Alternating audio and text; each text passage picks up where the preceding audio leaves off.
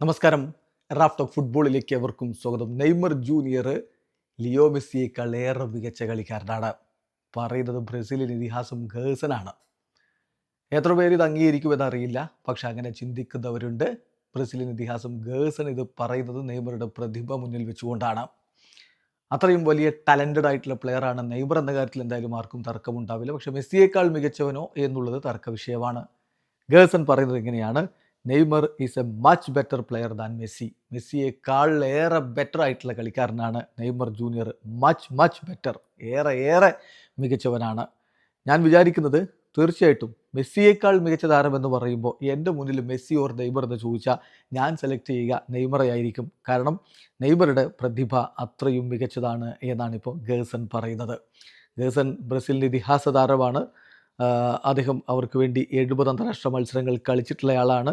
അങ്ങനെ വലിയ നേട്ടങ്ങളൊക്കെ ഉണ്ടാക്കിയിട്ടുള്ള ഗേഴ്സനാണ് ഈ പറയുന്നത് ഏറ്റവും മികച്ച കളിക്കാരൻ, മെസ്സിയേക്കാൾ മികച്ച കളിക്കാരൻ നെയ്മറാണെന്ന്. തീർച്ചയായിട്ടും ബ്രസീലിയൻ ഫുട്ബോളിൽ നെയ്മർ ഒരു ലെജൻഡാണ്. 79 അന്താരാഷ്ട്ര ഗോളുകൾ എന്ന് പറയുമ്പോൾ സാക്ഷാൽ പെലെയെ മറികടന്നവനാണ് നെയ്മർ ജൂനിയർ അക്കാര്യത്തിൽ. ഇനി അദ്ദേഹത്തിന് മിസ് ചെയ്യുന്നത് തീർച്ചയായിട്ടും ആ വേൾഡ് കപ്പാണ്.